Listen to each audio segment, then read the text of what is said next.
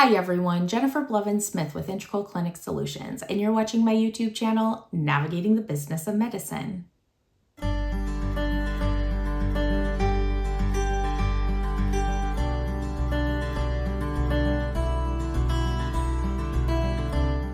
Today we're going to talk about understanding medical insurance incentive programs.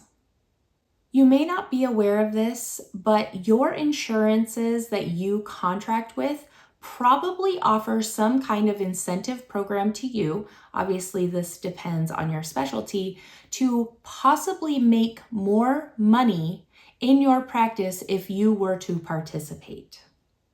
Yes, you heard me right. There could be a way for you to start making more money from your insurance companies, but you would have to enroll in whatever incentive payment program that they have.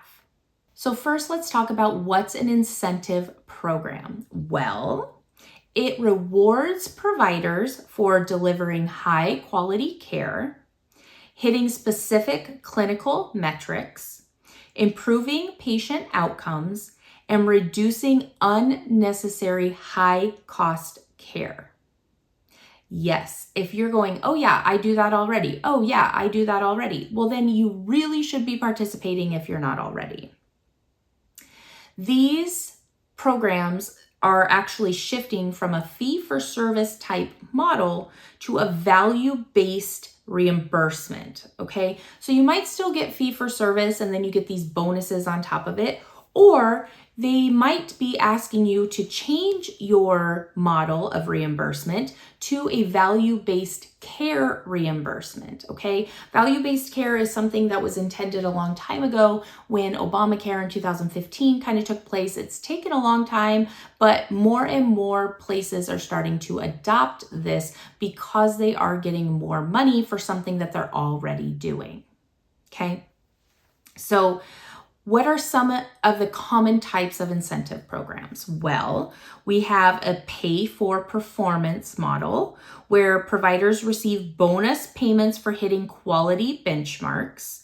And some of those metrics examples would be an A1C control in diabetic patients, showing that the diabetic patients with a certain insurance, let's say Blue Cross Blue Shield as our example, you send in their hemoglobin A1C numbers and they're within controlled range. That means the provider is doing what they're supposed to be doing in addition to the patient, of course, and you get a good mark for that.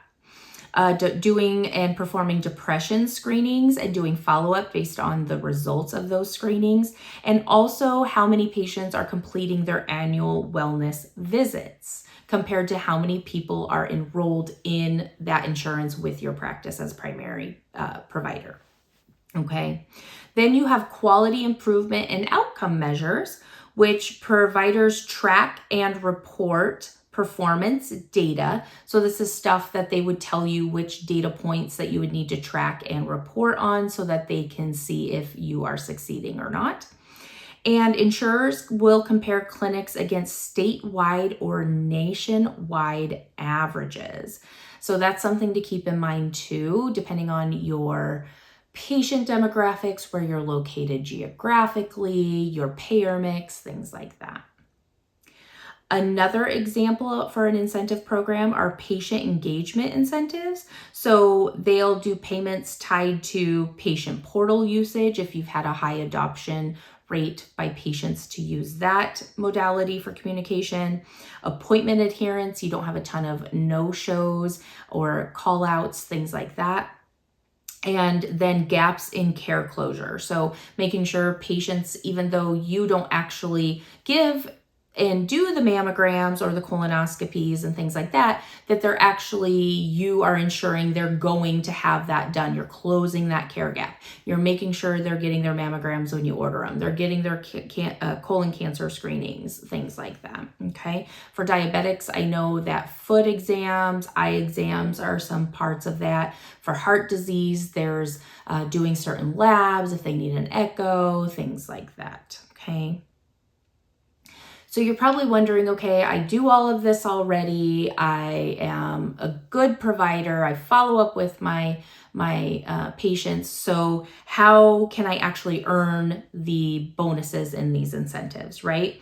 So it's really important that your clinics implement documentation of all of this, right? So you first have to tell the insurance that you want to participate. You can't usually just start doing it. You have to actually enroll or opt in or whatever. So if you're not sure if you're enrolled or opted in already, or it's something that you're interested in, go on the website for the insurance, look in your contracts, call them if you need to, or email your contact at the insurance and find out, okay? Most providers, most practices don't even know that you need to enroll. So you think you're doing all this stuff and you're not getting any bonus payments and you're finding out why. Well, you actually have to tell them you want to participate, okay? You need to know the specific metrics that they're holding you to. So once you enroll, either you get to choose the metrics, sometimes you do, kind of like the MIP situation with Medicare, or they tell you what they're going to measure. So you need to know that's very, very important, because that's how you're going to track your own internal stuff, and that's how the payer is going to track stuff, and you need to find out that as well. You need to make sure that you have implemented workflows that support the documentation of all of your metrics in the EMR, right? Because whether you have to submit it on your behalf to the insurance for them to track and see it, or if they're automatically taking it from claims, no matter what, it needs to be documented somewhere. So you need to implement what they require. You need to close those care gaps proactively. In primary care, we were very big on being proactive, right? You don't want to be reactive. I'm always be proactive, not reactive in my videos. This is a perfect example that if you see someone coming in for a PAP and they haven't had a mammogram in over a year, you're telling them you need to go get this mammogram, you give them the orders, and if you don't see any diagnostic reports coming back from a mammogram within a month, you're getting on the phone and you're following up with them, finding out, hey, have you scheduled it yet? Did you go? Maybe you didn't receive the report and you should have, so you can call and get that report. Or they go, oh, I forgot. Thank you for the reminder. Yeah. And then you need to use any payer dashboards that are available on their portal to monitor your progress. A lot of times they will have something specifically for this, which is very, very nice. I remember back in the day they had this, and I'm sure they've even gotten nicer now. Blue Cross, Aetna, Medicaid, they all have provider portals, and they do have dashboards for this once you enroll. So make sure you follow up on that once you enroll. And it's not about, I want to stress this, it shouldn't be adding extra work to you or your providers. This is getting credit for the work you should already be doing. This is getting bonus payments for things that you should already be doing in your practice, finding those care gaps, making sure patients are getting the screenings that they require, giving good patient quality care, having positive health outcomes for your patients. These are all things that you guys are probably already doing. So I just want to put this out there because you should be getting credit for it. It shouldn't be requiring extra work other than maybe just understanding how to monitor it or how to document it appropriately. But if you're already doing it, making those little adjustments are going to be way easier. Some common mistakes that can happen when you can miss out on these opportunities is not assigning someone to monitor the payer portals regularly. Somebody should have that as their job, as their regular accountability of holding the providers or people accountable to make sure you're getting credit for all of that. The providers are not documenting, but doing the work. That's a huge thing I've noticed where providers are like, yeah, I do that. I'm like, yes, but it's not documented. And guess what? If it's not documented, it didn't happen. So making sure that providers are documenting appropriately so they get credit for it. Not updating patient demographics. This is a huge one because it does affect risk scoring, and it's something that you need to make your front office or your scheduling staff aware of how important it is and that it is their responsibility. Not scheduling routine preventive appointments. If somebody's a new patient and they say they haven't had a physical in 5 years, use that opportunity to schedule it as a new patient physical, right? I mean, what a better way to get to know somebody than having a physical. And then no internal accountability in the process for the dashboards. There's no check-ins. Nobody's auditing to make sure the documentation is reflecting it. And it's just kind of chaos. So those are some ways that you're going to miss out if you don't have a very structured expectation across all staff related to these incentive programs. So just really easy to get started. Look at your top 3 payers, United Healthcare, Blue Cross, and Aetna, right? And go to them, look on their websites, look in your contracts, and get a hold of them if you have to find out if they have incentive programs and if you can enroll. Then you want to make sure that you request their provider incentive guides, because it will probably tell you the metrics, or if you get to choose the metrics, when you have to report, how to report, if they collect the data, all of the details should be there.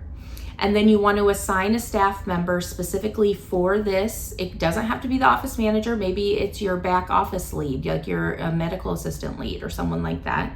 But they should be checking gaps in care lists weekly.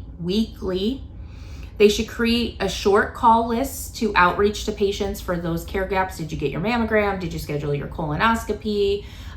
We need to schedule your physical, your past due. You need your hemoglobin A1C done, something like that. And then build EMR templates to accommodate where all of this is going to be documented, to make it very easy for the information to be found by whomever needs to find it and see that it was done. And then schedule monthly internal scorecard reviews. So whoever's affected, whoever's running the program with the providers, schedule a monthly meeting to say, okay, look, I did an internal audit. Here's the dashboard to the payer portal. This is where we're exceeding. This is where we need more work. This is where we're missing some things, and we need to figure out how to fill that gap. But there should be regular meetings so you're not missing out on this money. Okay, so incentive programs are rewarding the providers for consistent, well-documented, preventive, and high-quality care, which you're probably already doing. You might just need to make some tweaks, but get credit for it. So look into it now, please, please, please. If you have any questions about this, I'm happy to help you, but most likely you're gonna have to contact the payers to really find out the details for each one. But again, leave in the comments below if you have any. Smash the thumbs up button if today's video was helpful. Subscribe to my channel if you haven't already. And please share this with anyone whom you feel would benefit. I appreciate the support, and we will see you next time. Bye-bye.